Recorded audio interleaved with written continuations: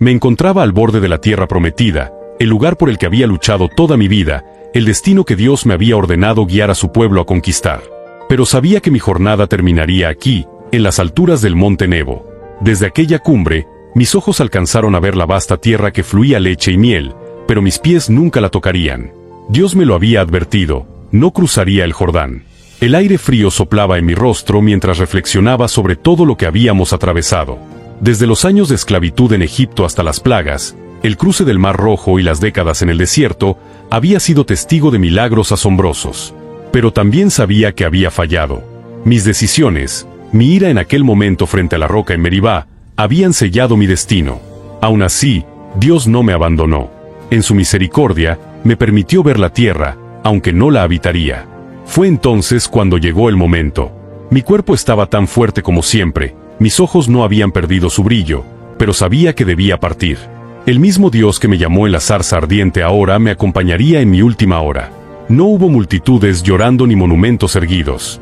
Solo Dios y yo.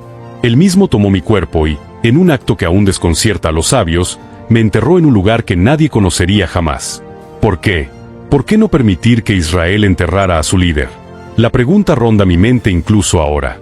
¿Era para evitar que el pueblo cayera en la tentación de venerar mi tumba, de idolatrar mis restos en lugar de seguir al único Dios verdadero? ¿O quizás había un propósito más profundo, algo que trascendía mi entendimiento? Y ahí, en ese silencio, comenzó algo más.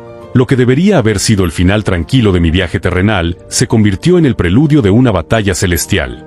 Una batalla que marcaría la historia espiritual de la humanidad. Una batalla que no había visto venir, pero que cambiaría todo. Lo que ocurrió después de mi muerte no se reveló al mundo en aquel momento. No había testigos humanos, ni siquiera el eco de una voz que pudiera narrarlo. Pero en los cielos se desató una disputa que marcó la diferencia entre la vida y la destrucción.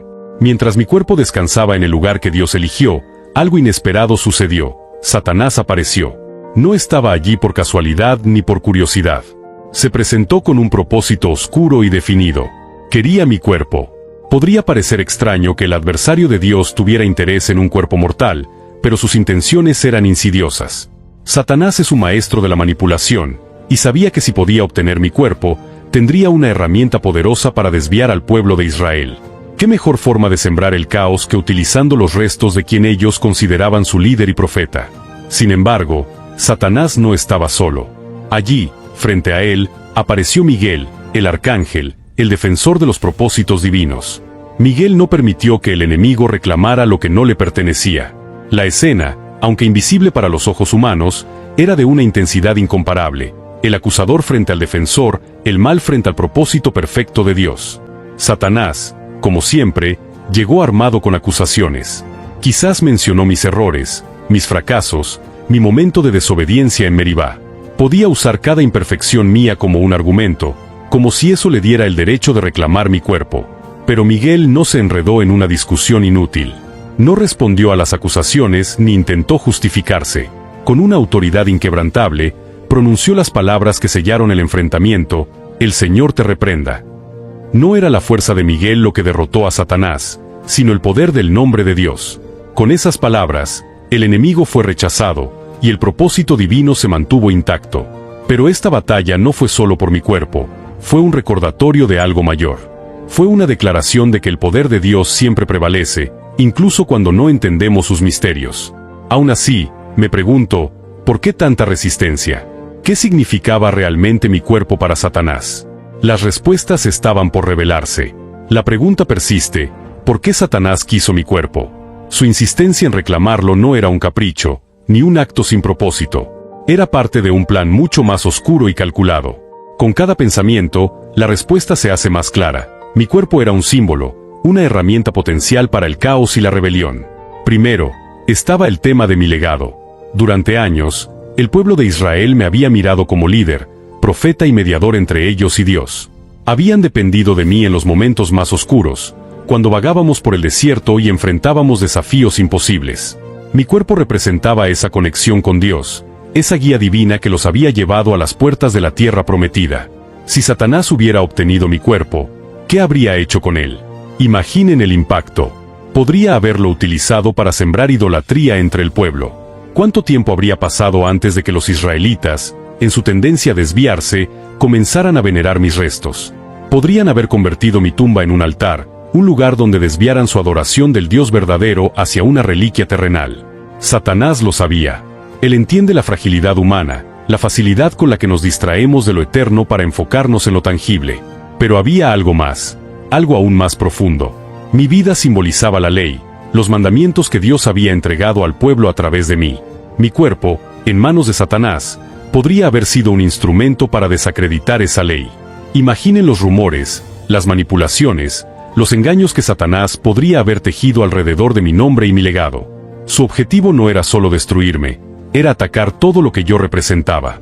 Y tal vez, solo tal vez, Satanás veía en mí un eco de lo que estaba por venir. Sabía que un día habría un redentor, uno que cumpliría la ley y traería la salvación al mundo. Si podía corromper la figura de Moisés, el mediador de la ley, tal vez podría desviar la atención del cumplimiento perfecto que estaba en camino.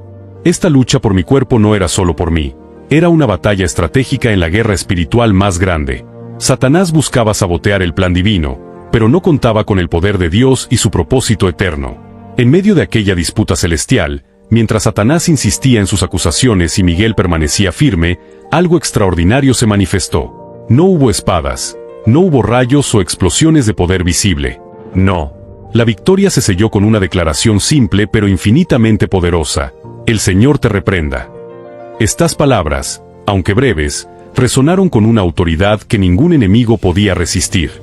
Satanás, en su arrogancia, intentó usar mis fallas humanas como argumento. Señaló mis momentos de ira, mi desobediencia en Meribá y tal vez incluso las dudas que cargué en mi vida. Pero Miguel, el poderoso arcángel, no se molestó en debatir con él. No entró en una guerra de palabras ni trató de justificarme. Él sabía algo que Satanás nunca aceptaría, que el poder no está en la elocuencia ni en la fuerza, sino en el nombre de Dios. El Señor mismo, el creador de los cielos y la tierra, era quien defendía mi causa. Miguel no necesitaba argumentos porque confiaba plenamente en que la justicia de Dios era suficiente. Y en ese momento, el poder del adversario se desmoronó como un castillo de arena. Satanás no pudo contra la autoridad del Altísimo, porque aunque es astuto, sabe que está derrotado ante el poder divino. Este acto de Miguel no solo protegió mi cuerpo, sino que también dejó una lección eterna. Cuando enfrentamos acusaciones, cuando el enemigo trata de recordarnos nuestras fallas o busca robarnos lo que Dios nos ha dado, no necesitamos luchar con nuestras propias fuerzas. El poder no está en nuestras capacidades humanas, sino en el nombre de Dios, que es más grande que cualquier acusación, cualquier batalla o cualquier adversario. En aquel momento, se reveló una verdad crucial: el enemigo puede intentar destruir, pero Dios siempre tiene la última palabra. La sencilla declaración de Miguel fue un recordatorio de que la victoria no depende de nosotros, sino de aquel que nos defiende. Y así, Satanás fue rechazado. Mi cuerpo quedó en el lugar que Dios había designado, protegido por su propósito eterno. Pero esta historia no terminó ahí. Quedaba algo más profundo por comprender: el mensaje espiritual que este evento dejaba para todas las generaciones. Mientras reflexiono sobre todo lo sucedido, una verdad irrefutable emerge: esta no fue solo una lucha por mi cuerpo. Fue una declaración de la soberanía de Dios, una pieza en el inmenso tablero del plan divino que escapa a la comprensión humana. Pero incluso en el misterio, hay mensajes claros que nos dejan lecciones para cada generación. Primero, está la realidad de la guerra espiritual. Mi muerte no fue el final de la batalla. Al contrario, se convirtió en el escenario de una lucha que no podemos ver con nuestros ojos, pero que es tan real como la tierra que pisamos. Satanás no cesa en sus intentos de destruir, de acusar, de desviar el propósito de Dios. Pero esta historia demuestra que, aunque el enemigo sea persistente, nunca tiene la última palabra. Dios es quien establece el destino, y nada ni nadie puede frustrar sus planes. Segundo, está la humildad del arcángel Miguel. En lugar de confrontar al enemigo con su propio poder, se apoyó completamente en el nombre del Señor. Eso me enseña que no importa cuán fuerte o capaz me sienta, mi fuerza viene de Dios. Es un recordatorio de que, en la vida, cuando enfrentemos acusaciones o desafíos que parecen imposibles, debemos descansar en la autoridad divina, no en nuestras propias habilidades. Y, finalmente, está el misterio del propósito de Dios. ¿Por qué decidió ocultar mi cuerpo?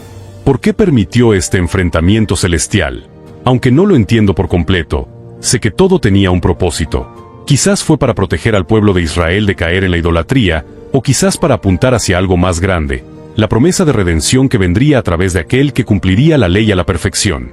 Mi vida, mi muerte y esta disputa celestial son solo fragmentos de una historia mucho mayor. Así, mientras mi cuerpo descansa en un lugar desconocido, mi legado no está en una tumba ni en un monumento, sino en el Dios que me llamó y que cumple sus promesas. Este misterio eterno no es solo mío, es un recordatorio para todos de que, incluso cuando no entendemos el porqué de los planes de Dios, podemos confiar en que Él es bueno, soberano y siempre fiel.